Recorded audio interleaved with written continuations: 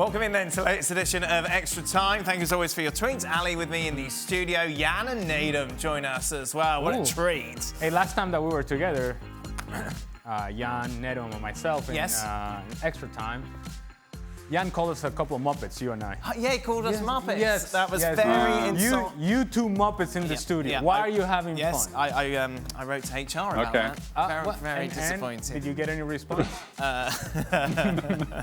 They said we have other things to discuss with you, Daniel. All right. Which are more of a priority than Thank you, Kermit. Thank you, Kermit. Thank you. Exactly. Nedum, why is it always after sacking the manager the team tends to play well? Now, what are the chances of Spurs against City, given their defence not looking rock solid recently? Well, if you speak to Craig Burley, he said that Spurs didn't actually play that well. They got a win. So ultimately, I think for some players within that camp, I think looking at it, you could see that there was a bit of a bad energy around when the manager was there because he was criticising them in the open and things like this. And ultimately, most players are quite sensitive. So when the person who's been upsetting you leaves, it gives you just that little bit of a spark. And for that team now, the pressure's off for them because it's not being given by their leader. So I guess that's probably why the performance could have been a bit better today. But ultimately, they're a good side who can win games. And a game against Southampton is a game that they should have won. So let's not read too much into that. But yeah, it can be a bit of a funny sensation. It's not something that I like either, to be honest. Did a manager ever throw you under the bus publicly, Nedum? Me? Yeah. Not publicly, no, because overall the intent was always right. But I have had a very, very good insult. Myself and many others at Man City under Roberto Mancini, we had some really good insults. He said things like, he'd pull the team together and say, you guys are only good with Yaya Toure. If he doesn't play, you're no good. And he said to myself and Sean Wright-Phillips one time, this was a career low. We were doing a passing drill. And Sean Wright-Phillips and I did it right. And I remember Nigel de Jong played a ball he shouldn't have played, but Mancini missed that point. And he came to myself and Sean, pulled us together. He says, are you guys okay? It's like you've never played football before. And in that moment, I was like,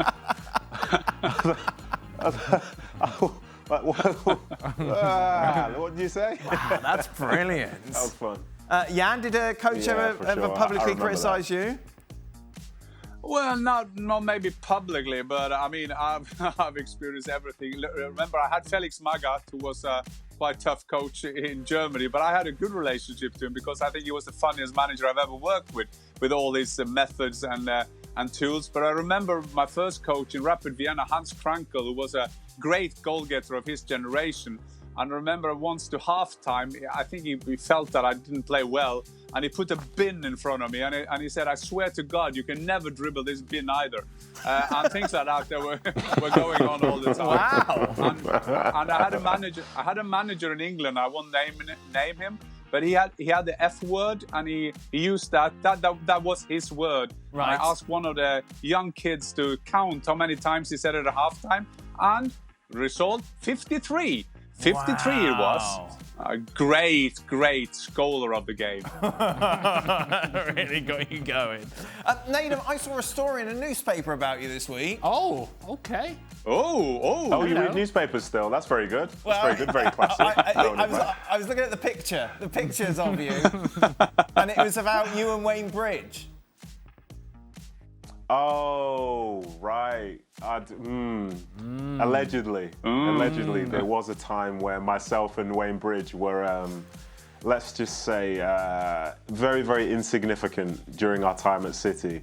And maybe Wayne had hurt himself doing something he shouldn't have been doing, and he needed somebody to cover up for him. So somebody here pretended to hurt somebody else so that the guy could maybe get a bit of treatment and not get criticised. But ultimately, in that time, it made no difference whether they were there or we were not, because we weren't playing. He didn't want us there, and we were just there to survive, basically. So that's what we did together. So the plot was that he'd injured himself doing something that he shouldn't have been, and you had to put in a tackle in training to make it look like that was what caused the injury. Yes. The master plan. That's exactly right. That's what you call a great teammate. Remember that. Exactly. I agree.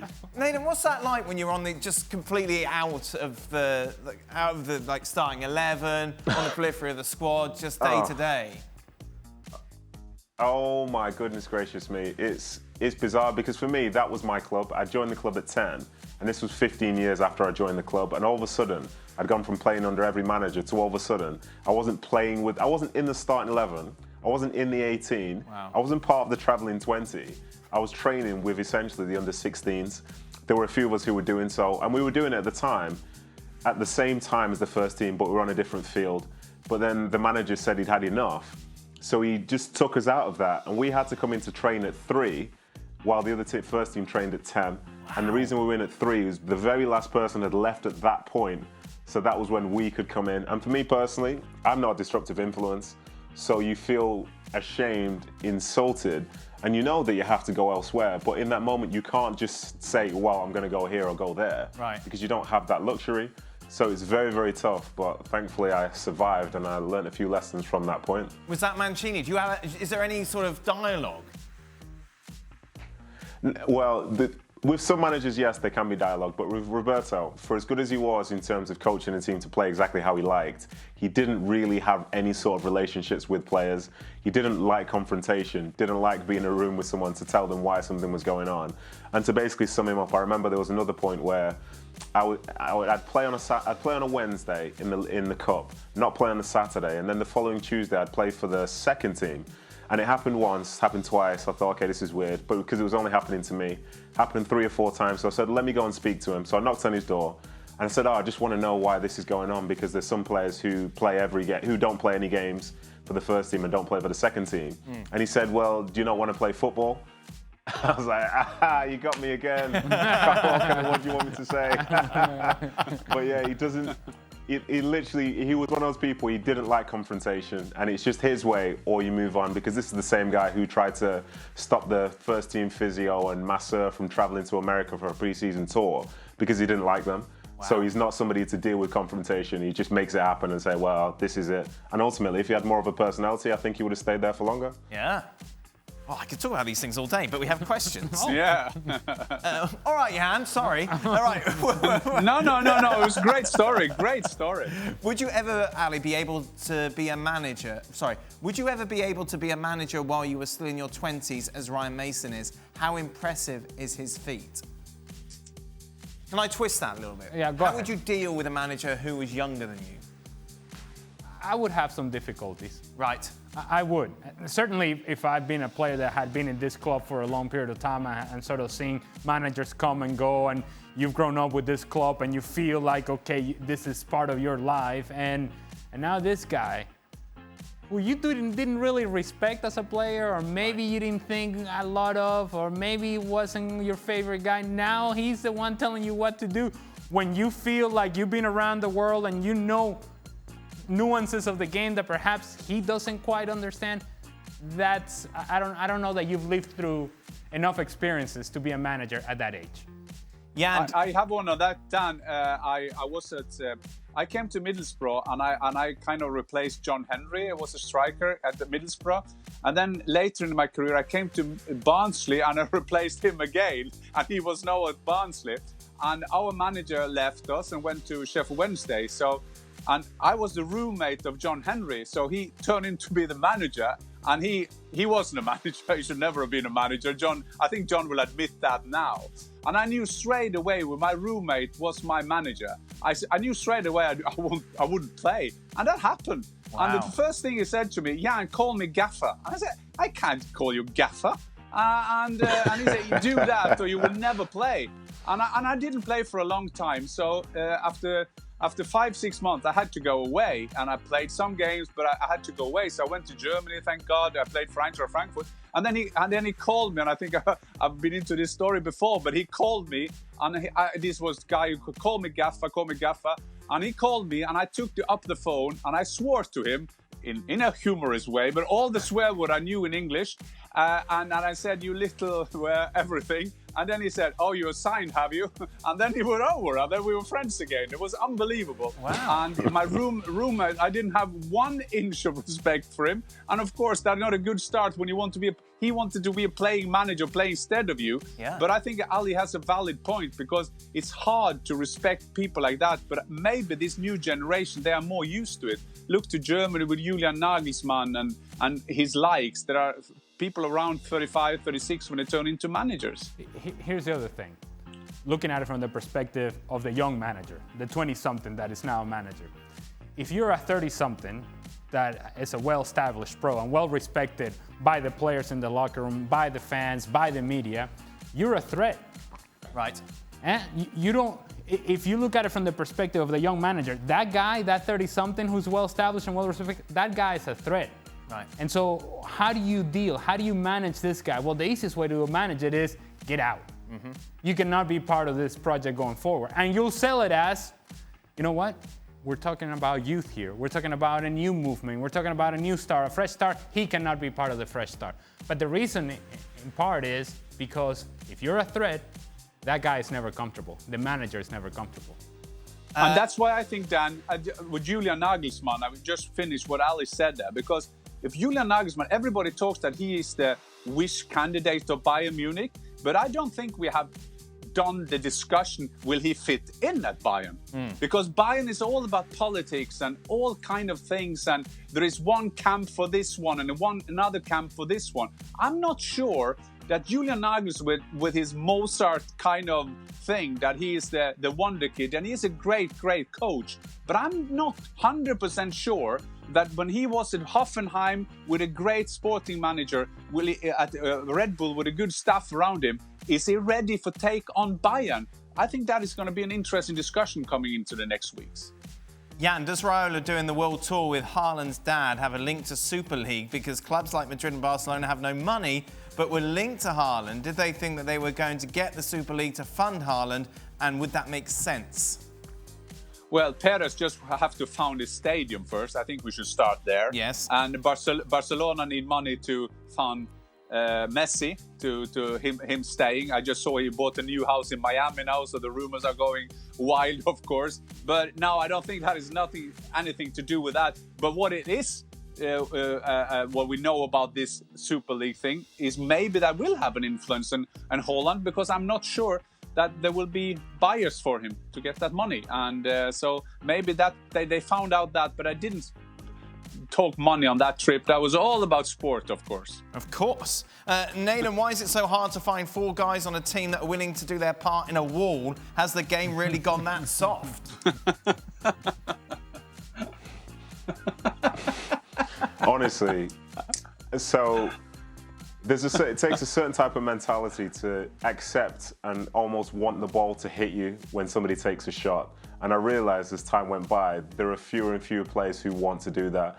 But unfortunately, as well as if a direct free kick is close, there's also a chance that they might play something clever. So you need people to be able to defend close to the goal as well, because how many times you see a shot go in and there's a rebound and somebody comes and taps it in.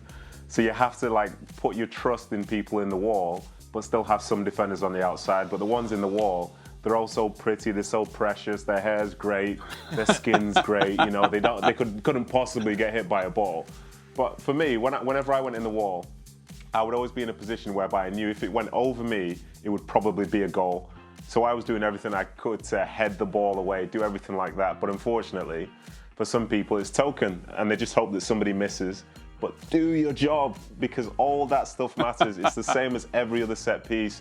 Do your job, and you will be okay. Some people, but unfortunately, it seems like 4 people is just way too many to find in the wall these days. Some people include Cristiano Ronaldo today. Yes. The goal by Parma today goes over the head of Cristiano Ronaldo, and everybody else in the wall is jumping. Ronaldo did this.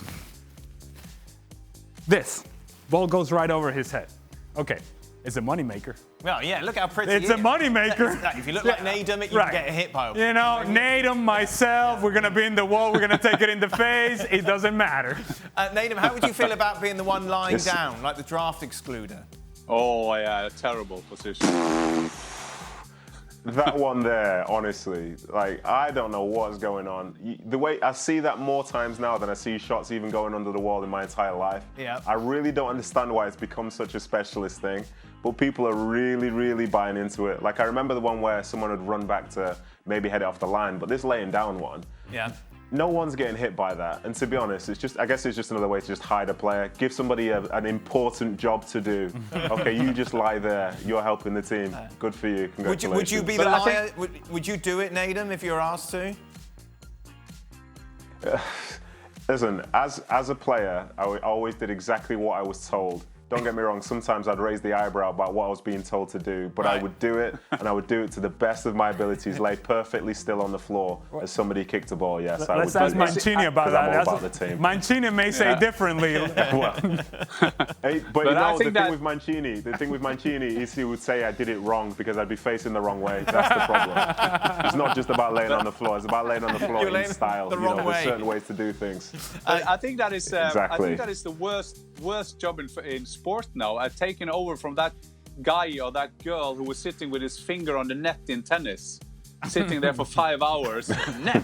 And now they do that automatically, I've noticed. So now they needed a new job now. So they were thinking, what do we do? Well, we get a football player to lie under the wall. I mean, that must be the worst. And probably Liverpool got another coach for that as well, because they are very detailed into all coaches. So don't tell Stevie that. Stevie's still ranting about the throwing coach.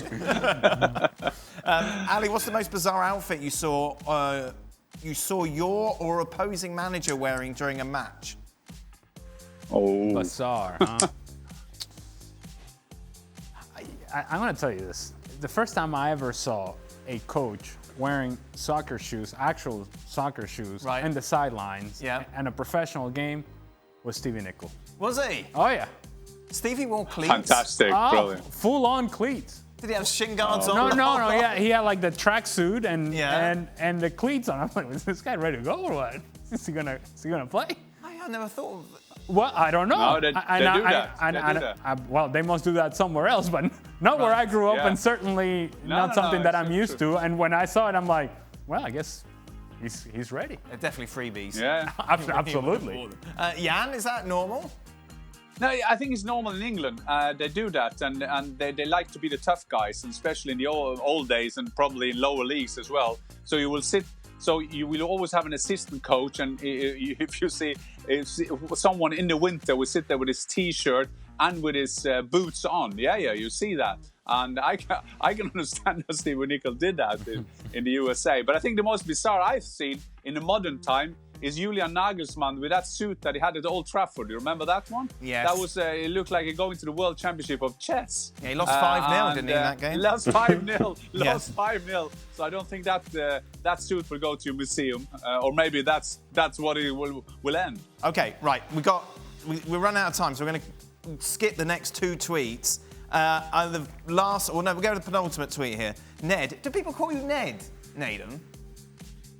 Ned, Nedum, Neds, Chinedum, everything. Ned, Everything I just think Ned Flanders. I mean, we're calling you Ned. It couldn't be any less like Ned Flanders, but sure, whatever you say, Dan, whatever you say. Oakley dokely. What's the conflict like for youngsters eligible to play for multiple national teams? Yeah, good question. Because you're going to play for Nigeria or England? Yeah, I could have done, but ultimately, like from my side, it's not really a conflict because the way that things work out, unfortunately, is that I was born in Nigeria, I was raised in England. I was doing well for my academy, I started to play for the first team, and then bang, there's a letter from England saying, we're going to pick you up after this game on Saturday, and you're going to play for us from Monday. Like, that just arrives, that's what it is. Wow. But there's nothing from Nigeria at the same time. And when you're in England, and you're playing in that associated league and they call you up, like you're going. There's not a case of there's not a choice. They don't ask you, would you like to come? They tell you you're coming. So for some, the true conflict is when you find a letter from Nigeria, a letter from England, say a letter from whoever at the same time, and you have to make a choice. But very few players actually end up having to make that choice. And unfortunately for me, I would have liked to have played for Nigeria at some point. It never worked out. Right. But that's because, ironically, they thought that I was desperate to play for England. But all I was desperate for was for them to have tried to call me up and me to have had a choice. But the choice never came. And ultimately, well, listen, sliding I can doors. overcome it. I'll be all Unrequited right. love, isn't it? Yes. She never asked me, I never asked her. Stuck with England. Great. Couple of kids with England. It wasn't stuck with England because I never played. Exactly. I never played, so I was hardly stuck with them. So what could have been and never was. Well, yeah, I could have won World Cups with either team. That's how great both nations have been in World Cup competitions. But no, it's one of those things. I think if the smaller countries on the world stage reach out to those players from younger, then I think they'll get more. But unfortunately, they seem to miss their opportunities because they're not as organised and as prepared as maybe their counterparts like England, who pick up players from 15, 16, 17, 18, and just the moment they're eligible. But it's an interesting theme, because I think that, if I understand the question as well, because the football clubs got to be aware of that, because there could be different thing in different families. There could be broken homes, and one from one country and one from another country. So I think that is sometimes I saw our federations here in Norway as well, that they said, but they have to choose when they are 16 or 17. Why should they do that? We don't know their family thing, so we should respect that. And then you have the other side. If you see through some of the great German, so-called German or Polish, or call them whatever you want, Miroslav Klose, Lukas Podolski, Mesut Özil, Gundogan. So I think that it could be a very positive thing as well to help with integration and all that kind of thing. So it's a big question, and I don't think that the federation or the club should take it easy. They should solve this in a respectful way and respect for the families. So what you're saying, Jan, is that we could still see Erling Haaland in an England shirt? No, I don't. I said that, but when Norway had a discussion, I tried to be a bit cheeky about that, and then I got hammered in Norway because he's born in Leeds. But now he's played for the first. He's played for the first team here in Norway in a qualification game, and then the rules are they can't do. So he will stay in Norway. Oh dear. But if you have a centre half, can you please send him over, please? We need one. Oh yeah, we've got lots of those. What's Diego Costa up to these days? Diego Costa. What country is he playing for? He's hanging out with Ned Flanders. Right. Final question. I just moved and there's a Venezuelan restaurant near me. What shall I try first? Well, arepa. Right. Of course. Well, I don't know what that is. Staple. Don't worry. Okay. That's the first thing you got to try. Right. But the Venezuelan main dish, sort of the staple, and not only say the arepa, but el pabellón criollo, which is shredded beef, fried plantains, black beans, white rice, and of course, arepa. There you go. Arepa. Perfect. When Mummy Moreno comes to the house... When Mummy Moreno comes to the house... Mrs. Moreno gets a little jealous? Yes, she does. Well, yes, she does, because Mummy Moreno's food than hers. Well, well, yes. But Mummy Moreno also spoils me. Right. And who doesn't like to be spoiled? Exactly. Oh, you're going to make me shredded beef and arepas? Yes. Yep. I can eat that. Yes. Oh, you're going to make dessert as well? My favorite, some key lime pie? Yep. Oh, yes? You're going to do that? Oh, Mommy. I'm going to tell you this. Mrs. Moreno's not doing that every week or every day for that matter. Oh, good. I love you, babe. Yeah, too late love now. You. Too late. Love you. Cut all that Keeping out. up with the Morenos. I love you, babe. With the Morenos. The Morenos. More unrequited love. That's it. Love you. We are done. Thank you very much. That love was you. a very long extra time, which ended in divorce. So, lovely. Well, thank you very much for watching ESPN on YouTube. For more sports highlights and analysis, be sure to download the ESPN app. And for live streaming, premium content, and let's not forget as well, ESPN FC 7 days a week. Subscribe to ESPN Plus.